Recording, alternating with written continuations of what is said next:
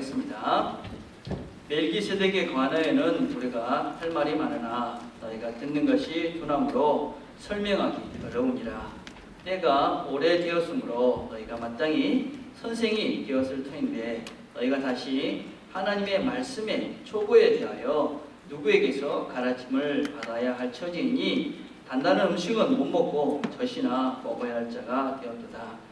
이는 젖을 먹는 자마다 어린아이니 의의 말씀을 경험하지 못한 자여 단단한 음식은 장성한 자의 것이니 그들은 지각을 사용함으로 연단을 받아 선악을 분별하는 자들이니라.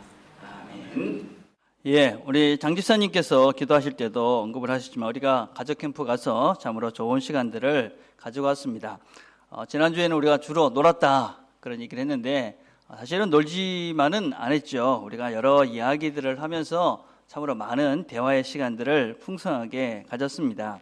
그래서 여러분 이렇게 보시면 우리가 이야기를 하면서 나름대로 이렇게 정리한 것이 하나가 있습니다. 뭘 했냐면 세대별로 이런 말을 들을 때 좋다, 또 이런 말을 들을 때는 기분이 나쁘다, 그런 말을 정리를 했습니다. 뭐 안 보이시죠, 그죠? 우리 교회 홈페이지에 가시면 저기 자세하게 나와져 있습니다.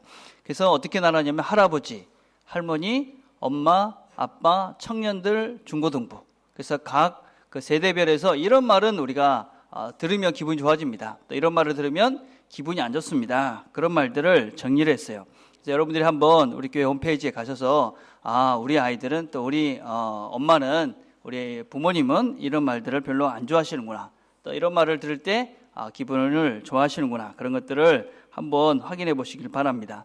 그 재밌는 것이 몇 개 있었어요. 이 할아버지들, 연세 많으신 어르신들은 이런 말씀을 좋아하신대요. 밥 먹어요.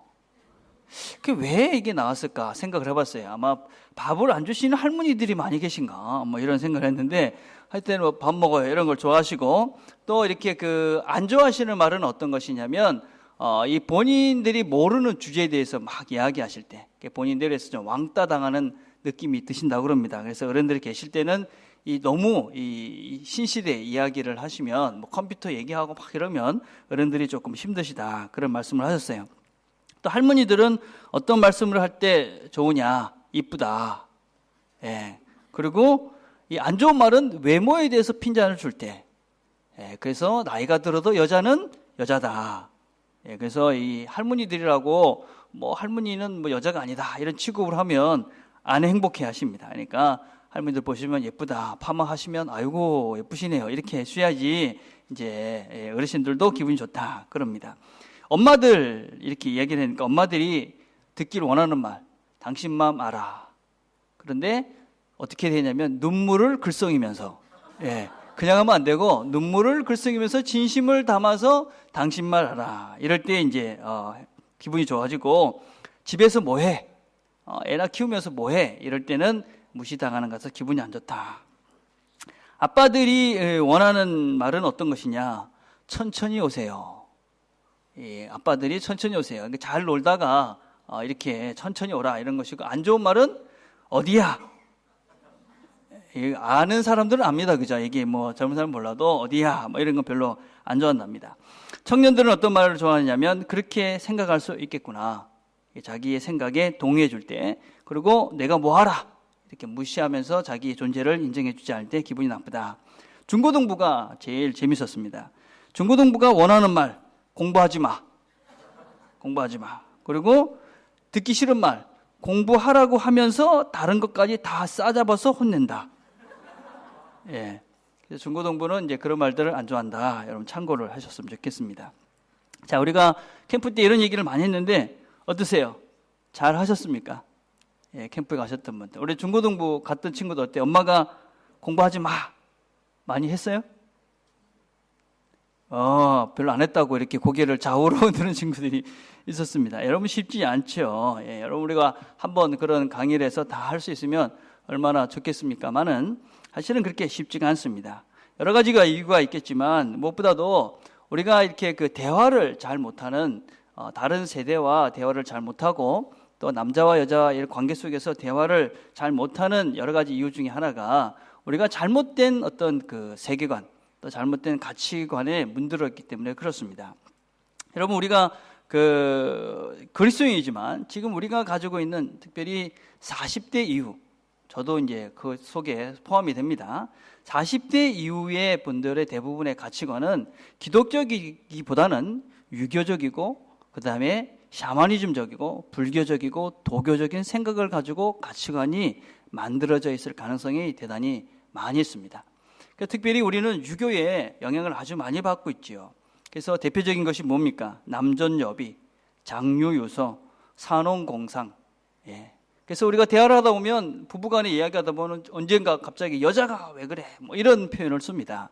나도 모르는 사이에 그런 남존여비 사상이 있는 것이죠. 그렇죠? 또 부모님들이 맨날 공부하라 그렇게 얘기합니다. 왜냐하면 다 아직까지 선비, 공부하는 것은 아주 좋은 그런 사람이 되는 것이고 무슨 몸으로 하는 이런 일들은 안 좋은 것이라는 아주 잘못된 생각을 갖고 있는 것이죠. 특별히 우리가 이 장유유서 아주 깊이 물들어 있어서 그죠? 나이 어린 게 뭘 알아? 그렇죠. 우리 만나면 몇 살이야? 뭐 이런 거잖아요. 그죠? 뭐 말하다가 뭐 대화가 잘 안 된 것 같으면 이게 조그만 게 나이도 어린 게 뭐 대들어? 뭐 이런 것이잖아요. 그죠? 여러분 어른들을 존경해야 되는 것은 맞습니다. 그렇지만 여러분 어른들이 다 맞지는 않습니다. 내가 나이가 많기 때문에 내 말이 다 맞다 이렇게 말씀하시는 것은 옳지 않다는 것입니다. 특별히 요즘 세대는 우리가 생각하는 수준이 아닙니다.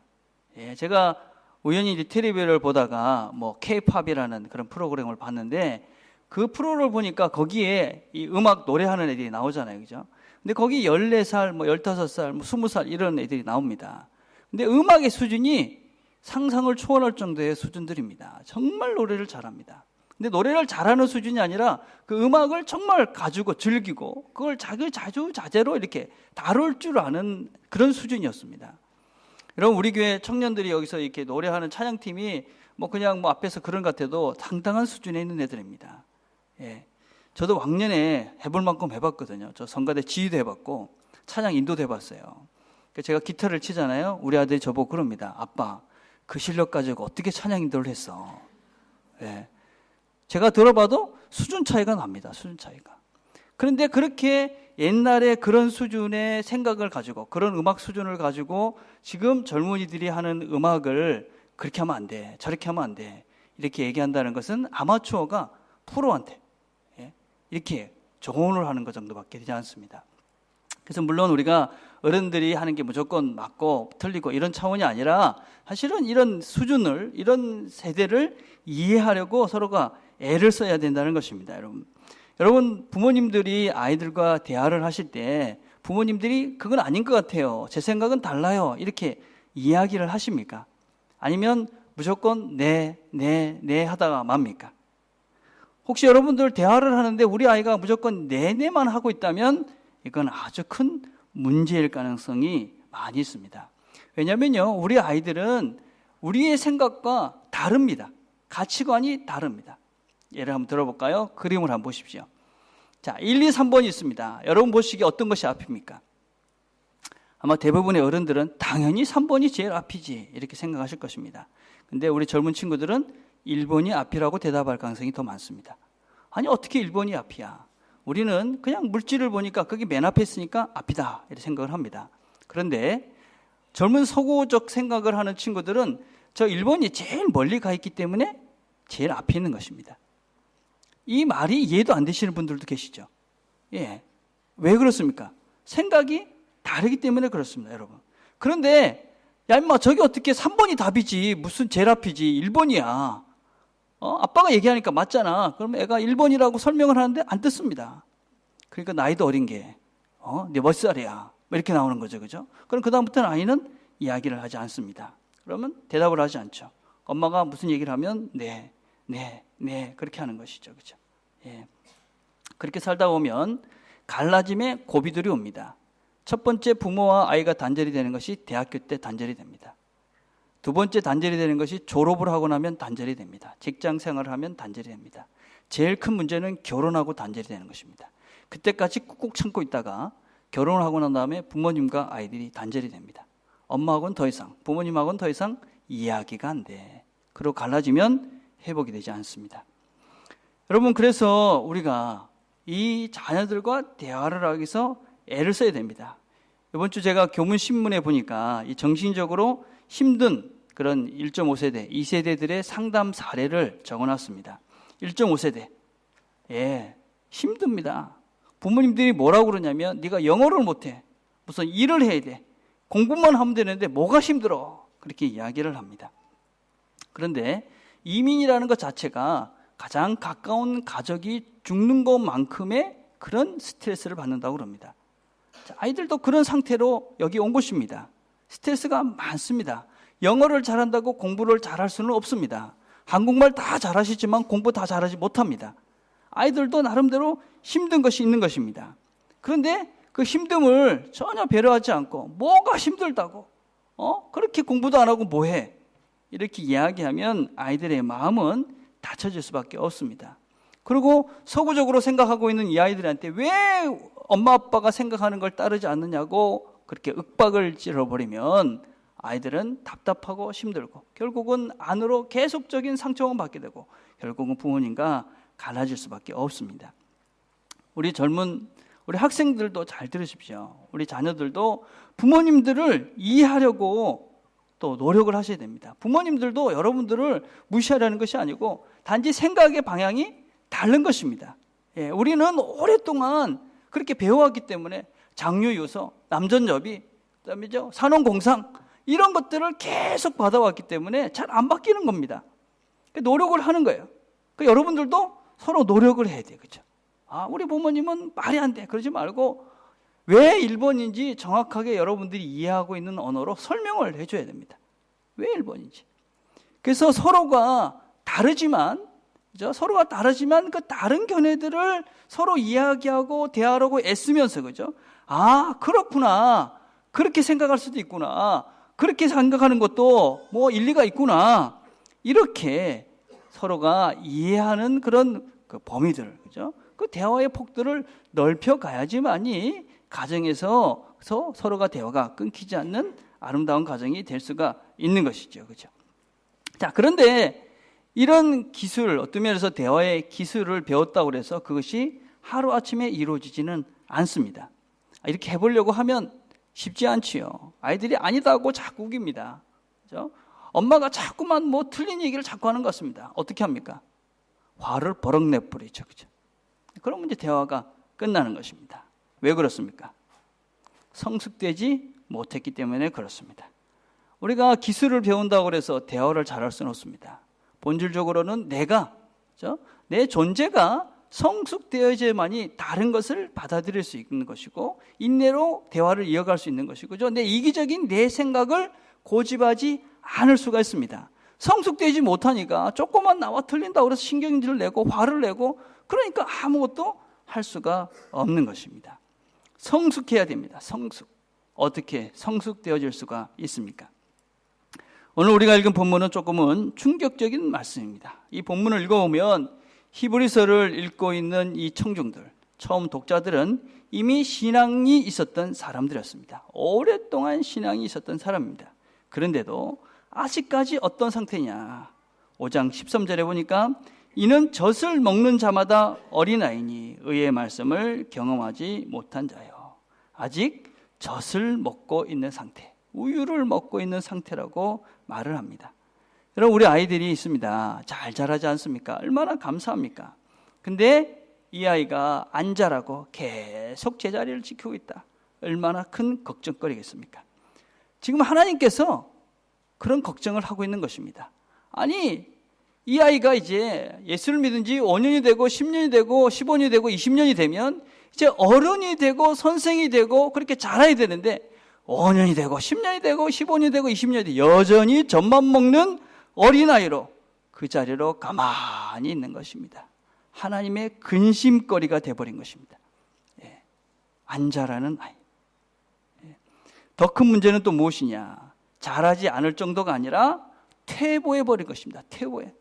그전에는 신앙이 좀 있는 것 같고 뭐 잘하는 것 같더니 어느 순간에 보니까 퇴행해서 성장을 이루는 것이 아니라 퇴보를 이루어버린 것입니다.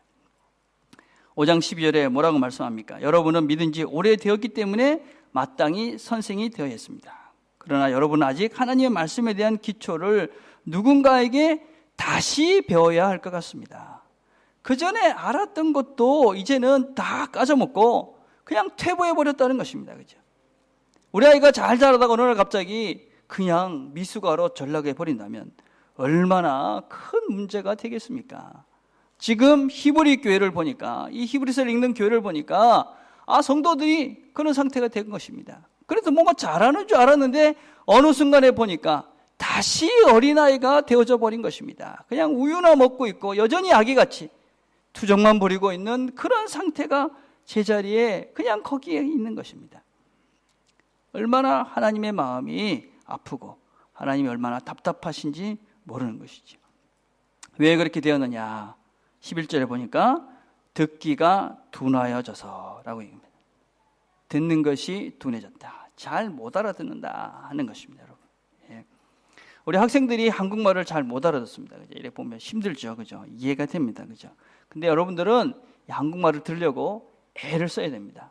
예. 왜 한국말을 알아들어야 됩니까? 여러분 한국 사람이니까 당연한 거예요, 그죠? 한국 사람이 한국말을 못하는 것은 부끄러운 것입니다, 여러분. 그래서 한국말을 잘 들으려고 애를 쓰셔야 됩니다. 예. 여러분 지금 만약에 듣는 것이 힘들다고 포기해버리면 나중에 반드시 후회합니다. 제가 많은 대학생들을 경험했습니다. 수천 명 맞는지 몰라요. 한국 애들을 정말 많이 봤습니다. 그런데 그 아이들 중에 한국말을 잘하는 걸 부끄럽게 생각하는 친구는 하나도 없었습니다. 근데 한국말을 못하는 친구들은 엄청 부끄러워했습니다. 엄청 후회했습니다. 왜 그때 내가 한국말을 안 했는가? 부모님들을 원망하는 친구도 엄청 많이 봤습니다. 예, 한국말을 포기하면 안 되는 것입니다. 힘듭니다. 힘들어도 들으려고 애쓰고 힘써서 여러분 기회가 있는 거잖아요. 지금 들을 수 있는 기회잖아요. 그죠? 예, 들으셔야 됩니다. 여러분은 지금 두 개의 언어를 잘할 수 있는 환경 속에 있는 좋은 환경 속에 있는 거예요. 그죠? 들으셔야 돼요. 그죠? 애쓰셔야 됩니다. 그죠? 우리 부모님들은 반드시 집에 가셔서 주일 말씀을 가지고 같이 자녀들과 이야기하셔야 됩니다. 여러분 제가 주보에 왜 여기다가 이런 갈로 메꾸기를 왜 합니까? 여러분 다른 거 하라는 것이 아닙니다. 여러분 집에 가셔서 자녀들과 이야기를 하라고, 여러분 부부간에 영적인 대화를 하라고 이 만든 것입니다. 여러분 설교를 잘 듣게 하려고 한 것입니다. 부부간에 제대로 설교 들었는데 가서 체크해 보라고 이거 한 겁니다, 여러분. 그래서 주일 저녁에는 다른 이야기를 하는 것이 아니라 설교 듣고 그 말씀을 가지고 오늘 내가 이런 은혜를 나눴어. 그리고 부부간에 자녀들과 함께 말씀을 나누는 시간, 영적 대화를 하는 시간을 가지라고 이 주보에 갈로 맺기를 하고 서로 질문거리를 만들고 한 것입니다. 여러분 그렇게 하지 않으면 영적 대화를 할 시간이 없지 않습니까? 예. 설교를 잘 들었는지 안 들었는지 모를 수 있지 않습니까? 그래서 여러분들이 같이 말씀을 듣고 부부간에 가서 오늘 설교 내가 이렇게 들었는데 당신은 어때? 또 자녀들과 오늘 목사님 말씀이 어땠어? 이러면서 자연스럽게 자녀들과 이야기를 하면서 영적 대화를 하는 것이고 그게 신앙 교육을 하는 것입니다. 그걸 자연스럽게 하라고 주보에다가 갈로 메꾸기도 하고 질문거리를 하는 것입니다. 여러분 지금부터 하십시오. 예, 금주에는 모든 가족들이 우리 사랑교회 모든 멤버들은 주일날 저녁에는 앞으로 주일날 저녁에는 영적 대화의 날, 하나님 말씀을 듣고 그 설교 말씀이 제대로 들었는지 서로 점검해 주는 날, 그것이 주일 저녁이 되셔야만 합니다. 여러분 그리고 앞으로 구역 모임도 그렇게 할 것입니다. 여러분들이 가정에서 나눈 이야기들을 같이 나누는 시간을 구역 모임으로 할 것입니다. 그래서 구역장님들 또 리더들은 반드시 이 일들을 잘 하셔야만 합니다. 여러분 한 주 두 주 금방 지나갑니다. 새해가 두 주째잖아요, 그렇죠? 여러분 지난 한 해 보십시오. 금방 다 지나가 버렸지요. 예, 그렇게 1년 2년이 지나가 버리고 나면 어느 순간에 내가 40이 돼 있고 50이 돼 있고 60이 돼 있고 70이 돼 있고 80이 되어져 버립니다. 그렇게 우리가 자녀들과 대화하지 않고 그 벽을 놓은 상태에서 그렇게 시간이 지나가면 어느 순간 하나도 우리의 벽들이 그냥 가로막혀 있는 상태에서 대화를 이룰 수 없는 상태가 되어진다는 것입니다. 여러분 말씀도 마찬가지입니다. 하나님 말씀을 듣는 것도 그냥 잘 들리지가 않습니다. 하나님 말씀을 듣는 것도. 여러분 하나님 말씀을 들을 때 어떻습니까? 여러 가지 시험이 있지요. 저건 나하고 좀 다른 것 같아. 목사님 왜 저렇게 얘기해? 설교할 때 목사님 넥타이는 왜 저래? 머리카락은 왜 저래? 이러면서 온갖 것들이 우리가 하나님 말씀을 듣는 것을 방해합니다. 듣기를 둔해하면 그럼 어떻게 됩니까? 잘 못 듣습니다. 잘못 들으면 잘하지 않습니다. 잘하지 않으면 그냥 아기로, 그냥 영적인 미숙아로 계속 있는 것입니다. 여러분, 잘 듣기 위해서 캠프에 어떻게 하라고 그랬습니까? 캠프에서 뭘 배웠냐면, 잘 듣는 첫 번째 방법은 눈을 마주치는 겁니다. 설교를 이렇게 잘 듣고 계시는 분은 저하고 눈을 마주치는 사람들이야. 눈을 안 마주치는 사람, 나 설교 안 듣고 있어요, 이렇게 표시내는 겁니다. 여러분, 잘 들으십시오. 자녀들과 이야기할 때도 아이 컨택을 하시고 꼭 이야기를 하십시오. 그죠? 잘 들어야 됩니다. 그죠? 근데 이 듣기를 둔하다 할 때, 이 둔하다는 말은 또 다른 의미가 있습니다. 이 말은 노스로스라는 그런 헬라 말인데, 이 말은 게으르다는 말이 있습니다. 게으르다. 여러분, 둔한 것은 게으른 것입니다. 나태한 것입니다. 우리가 얼마나 이 듣는 것이 지금 게으러져 있는지 모릅니다. 정말 게으러져 있습니다. 점점 더 우리가 게으러져 갑니다. 제가 미국의 서부의 큰 교회들을 몇 교회를 가봤습니다. 그레이스 커뮤니티 처치라는 교회, 존 맥어더 목사님이 40년 이상 사역을 하신 곳입니다. 갤버리 채플이라고 척 스미스 목사님이, 그것도 40년 이상 설교를 하신 아주 좋은 교회들이죠. 세들백 처치라고 릭 오렌 목사님, 지금도 아주 좋은 사역을 하는 좋은 교회들입니다. 잘 성장하고 있는 교회들이죠. 근데 이 교회의 주일학교를 봤습니다. 주일학교를 보니까 이 교회들은 주일날만 모이는 것이 아니라 평일날도 주일학교가 모입니다. 평일날도. 평일날도 주일학교가 모여서 주일학교 교육을 합니다.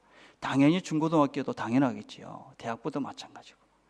여러분, 저희들은요, 저희들 어릴 때는 주일날 어린이 9시 예배 드리고 4시 반에 주일학교 오후 예배가 있었습니다. 수요 예배도 있었습니다. 여러분, 수요 예배. 지금은 주일날 한 번 모이는 것도 엄청 힘들어합니다. 어떻게 되겠습니까? 통합 측에서 작년도 주일학교 60%가 문을 닫았습니다. 왜 문을 닫았을까요? 안 오니까 문을 닫았죠. 사람이 안 모이니까. 사람이 안 모이면 문을 닫아야만 합니다, 여러분. 그렇죠? 사람이 안 모이는데 어떻게 할 수가 없지 않습니까? 그렇죠? 왜 우리가 이런 교회 모임들이, 왜 교회들이 점점점 쇠퇴해졌느냐? 안 모이니까 그렇습니다. 안 모이니까. 모이기를 게으리 하면 결국 교회는 문을 닫을 수밖에 없습니다. 목사님, 시대가 달라졌어요. 지금 시대가 어떤 시대인데 그 옛날 얘기를 해요. 여러분, 시대가 달라졌지만 성경적 원리는 변치 않습니다. 우리가 적용을 어떻게 해야 될 것인가는 분명히 있지만 원리는 우리가 잘 지켜가셔야만 합니다. 여러분, 히브리서 10장 25절 이렇게 말합니다. 어떤 사람들이 하는 것처럼 교회의 모임에 빠져서는 안 됩니다. 그날이 가까이 다가오는 것을 볼수록 함께 만나며 서로를 격려해야 할 것입니다. 여러분, 그래서 어떻게 됩니까? 자주 모이시고 하나님 말씀을 자주 듣고, 그렇죠? 서로 격려하면서 이 성장의 일들을 계속 해가야, 말씀을 제대로 듣는 일에 열심을 내야지만이 우리가 어린아이 상태, 우유만 먹고 있는 상태에서 벗어날 수 있다 하는 것입니다. 여러분께 이렇게 어린아이 상태에 계속 있으니까 어떻게 됩니까? 5장 12절을 다시 한번 봅시다. 때가 오래되었으므로 너희가 마땅히 선생이 되었을 터인데 너희가 다시 하나님의 말씀에 초보에 대하여 누구에게서 가르침을 받아야 할 처지이니 단단한 음식은 못 먹고 젖이나 먹어야 할 자가 되었도다. 우유만 먹고 단단한 음식을 먹지 못한다. 도움을 주면서, 그죠? 선생이 되어져서 다른 사람들을 케어하면서 그렇게 성숙된 존재로 살아야 되는데 여전히 다른 사람의 도움을 받으면서, 그죠? 이것이 부족하다, 저것이 부족하다, 투정만 부리면서 그런 삶을 사는 것입니다. 여러분, 젖만 먹고 있으면 어떻게 됩니까? 아기가 그냥 포동포동 이렇게 예뻐 보일지는 모릅니다. 근데 아이에게 안 좋은 것이죠. 아이가 건강하게 자랄 수가 없는 것이죠. 아이도 먹는 즐거움을 모르니까 즐거움을 모르는 것이죠. 그렇죠? 아이한테도 아주 큰 마이너스일 수밖에 없는 것이죠. 여러분, 이제 우유 먹는 시간은 지났습니다. 이제 힘이 들어도 이유식을 하고 밥을 먹어야만 합니다. 여러분 자신들이 먼저 우리가 밥을 먹을 준비를 하고 밥을 드셔야만 합니다. 그리고 여러분이 그런 어떤 면에서 단단한 음식을 먹는 것들을 보고 우리 자녀들이 저렇게 신앙이 자라가고 저렇게 신앙이 성숙되어져 가는 것이구나 하는 것을 배울 것입니다. 그래서 어떻게 하라고 얘기합니까? 5장 14절에 보니까 단단한 음식은 장성한 자들의 것이니 그들은 지각을 사용함으로 연단을 받아 선악을 분별하는 자들이니라. 어떤 것이 바른 것인지 분별하기 위해서 훈련을 해야 합니다. 성장하기 위해서 단단한 음식을 먹어야 합니다. 우리 지난주에도 말씀을 드렸죠. 훈련하다라는 것은 짐나조라 하는 말이라고 그랬습니다. 훈련하다, 이 연단하다는 말은 훈련한다는 말입니다. 훈련은 반복적으로 계속하는 것을 이야기합니다. 여러분, 운동을 하는데 근육을 키우기 위해서 일주일에 한 번 와서 그거를 한다고 근육이 자라지는 절대로 않습니다. 착각하면은 안 됩니다. 그렇죠? 그런데 우리가 지금 어떻게 합니까? 일주일에 한 번 예배 드리는 것도 힘들어합니다. 그렇죠? 영적 근육들이 소멸이 되고 있는 것입니다. 예. 여러분, 성경에 무슨 얘기를 합니까? 무슨 훈련을 하라고 얘기합니까? 지각을 사용하는 훈련을 하라. 구별할 수 있는 능력입니다. 선과 악을 구별할 수 있는 그런 능력들을 키워가야 됩니다. 무엇이 선인지, 무엇이 악인지, 무엇이 거짓인지, 무엇이 진실인지 구분을 못하고 있습니다. 예. 참으로 안타까운 것이죠. 그렇죠? 그런 것들 구분할 수 있는 능력들이 없으니까, 훈련을 받지 않고 구분할 수 있는 능력이 없으니까 이런저런 소리에 그냥 흔들리는 것입니다. 이게 무슨 사기를 치는 건지, 이게 무슨 이단인지, 이게 정신병자인지 구분을 못하고 이런저런 소리에 그냥 막 흔들리는 것입니다. 거짓말을 해도 그게 맞는가? 사기를 쳐도 그게 맞는가? 정신병자, 정신분열증 환자들이 하는 소리까지도 그게 맞는가? 이러고 그냥 정신을 못 차리는 것입니다. 왜 그렇습니까? 훈련받지 않았기 때문에 그렇습니다. 훈련받아서 그것을 분별할 수 있는 능력이 없기 때문에 그렇습니다. 우리 교회는 올해는 훈련을 할 것입니다. 모두가 훈련을 하셔야만 합니다. 여러분, 어른이 돼서 훈련하는 거 힘들지요. 예, 저도 나이 들어서 운동을 해보니까 안 되더라고요. 예, 어릴 때부터 시키십시오. 여러분의 자녀들부터 정말 열심히 먼저 훈련을 시키십시오. 어릴 때 해야지 우리가 신앙생활도 잘할 수가 있습니다. 예. 그래서 우리 교회는 올해는 또 내년에는 열심히 훈련을 할 것입니다. 제가 여러분들을 열심히 훈련시킬 것입니다. 여러분들도 열심히 훈련에 동참해 주시기를 바랍니다. 여러분, 그런데 이 훈련은 단계가 있습니다. 그냥 아무나 똑같이 훈련을 받을 수는 없습니다. 여러분, 내주신 핸드아웃을 보십시오. 예, 다 보십시오. 그걸 보면서 지금 얘기를 들으셔야 합니다. 자, 우리가 제가 지금 설명하고 있는 이 내용은 무브라는 책 전번에도 설명을 했죠. 그죠? 예. 빌 하이벨스 윌로크릭 교회에서 1000교회를 대상으로 10만 명이 넘는 그리스도인을 대상으로 해서 분석한 내용입니다. 제가 목회를 하면서 봐도 저 단계가 이루어진다는 것을 이렇게 볼 수가 있습니다. 오늘 제가 설명을 여러분들이 할 것이고, 여러분들이 내주신 핸드아웃 그 내용을 보시고 거기에 여러분의 상태를 틱해서 내시면 됩니다. 거기 보면 중고등부, 청년, 장년 돼 있습니다. 거기 한 군데 여러분의 부서를 체크하시고, 그리고 여러분의 영적 상태를 보시고 어디인지 체크를 하십시오. 그리고 여러분이 훈련을 받을 수 있는 시간을 체크를 하셔서 나가실 때 다 내주십시오. 그래서 우리 교회가 지금 영적으로 어느 수준에 있는 사람들이 얼만큼 되고 어떻게 되는지를 확인해서 우리가 훈련 프로그램을 짜려고 합니다.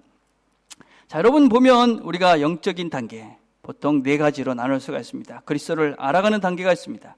그리스도 안에서 성장하는 단계가 있고, 그리스도와 친밀한 단계가 있고, 그리스도 중심적 삶을 사는 사람이 있습니다. 첫 번째 단계는 그리스도를 알아가는 것입니다. 교회를 다닌다고 예수를 믿는 것은 아닙니다.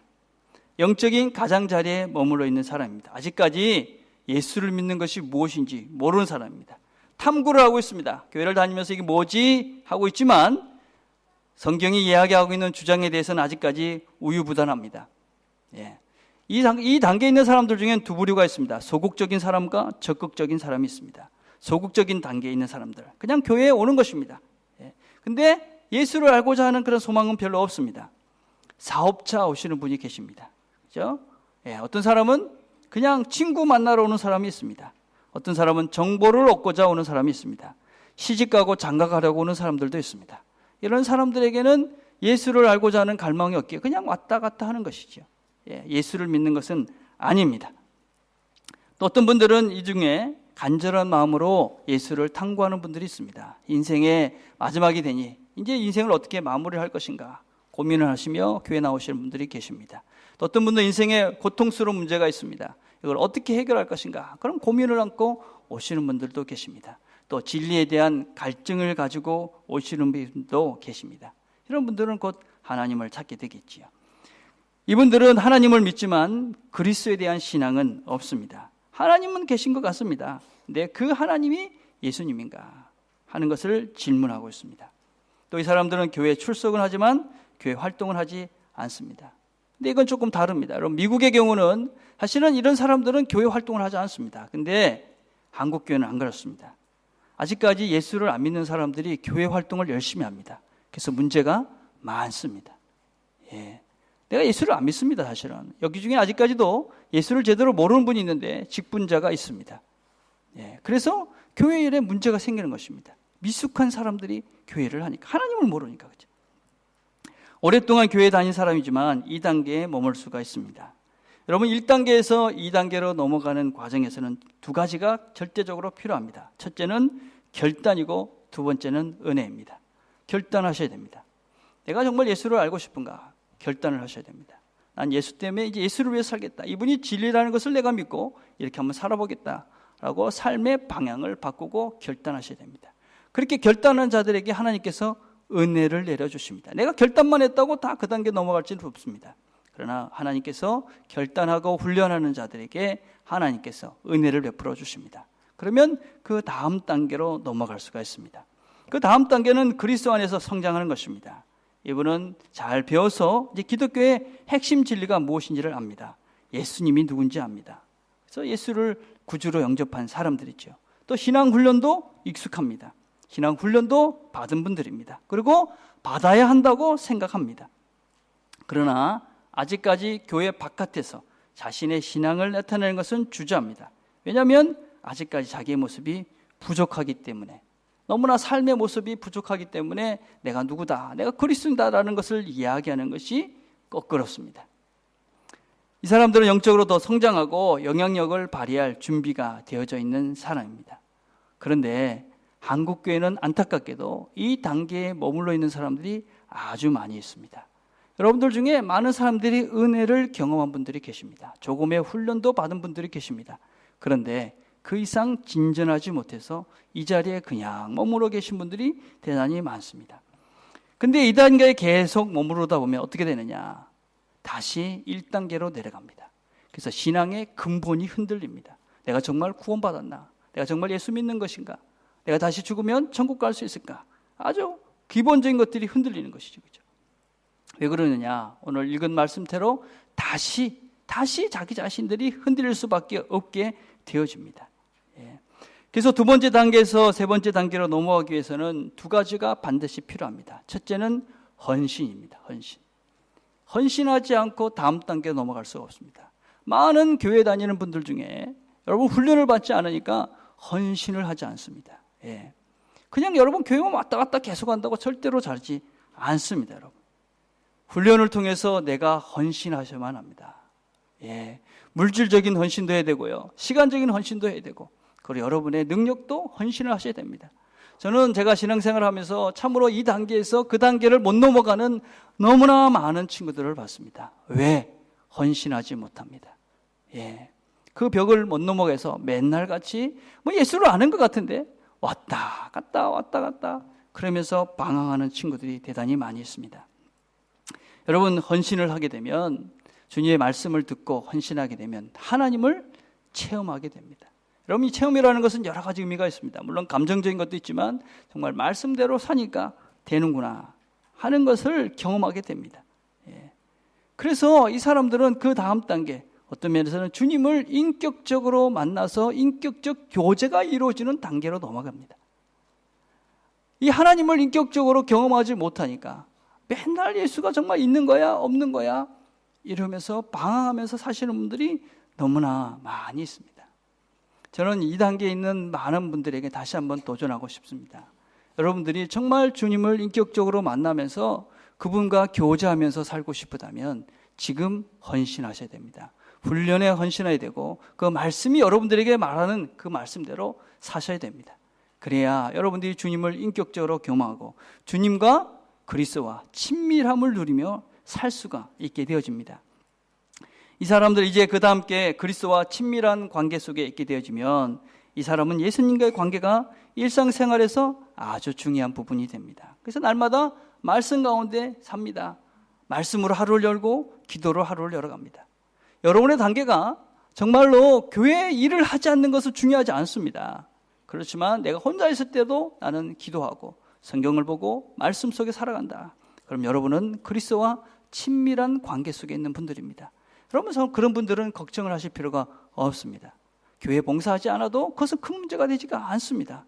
그렇지만 내가 개인적으로 주님과 만나는 시간이 전혀 없고 기도하는 시간이 전혀 없고 말씀을 보는 시간이 전혀 없다면 그 전에 여러분들이 받았던 모든 훈련과 모든 시간은 사실은 아무것도 아닙니다.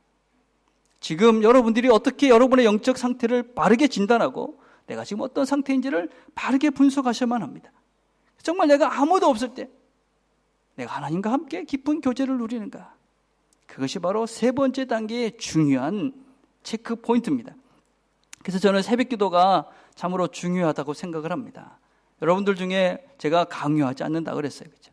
정말 아무도 강요하지 않지만 새벽에 나와서 기도하면서 하나님 말씀 속에 사는 분들, 이분들은 그리스도와 교제하는 분들입니다. 그리스도와 친밀한 관계가 맺어져 있는 분들이라고 생각합니다. 여러분 새벽 기도는 쉬운 시간이 아닙니다. 그렇죠? 평생 목회를 하면서 새벽 기도한 저도 날마다 시험거리입니다. 근데 평신도인 여러분들이 꼭 해야 될 필요가 없는데도 나오시는 분들은 주님이 그리워 나오는 것이죠. 주님과 할 말이 있어서 나오는 거예요. 그분과 함께하는 것이 즐겁기 때문에 나오는 것입니다. 저는 젊은이들에게 특별히 도전하고 싶어요. 젊은이 여러분, 가나의 멤버들 새벽 기도를 시작하십시오. 여러분의 신앙을 그렇게 제자리에 멈춰서서는 절대로 그 다음 그리스도와 깊은 영적 교제를 누리는 관계로 나아갈 수가 없습니다. 이 단계가 되면 하나님의 존재와 능력을 확신하게 됩니다. 힘이 들어도 기쁨이 있습니다. 진정한 신앙의 즐거움을 누립니다.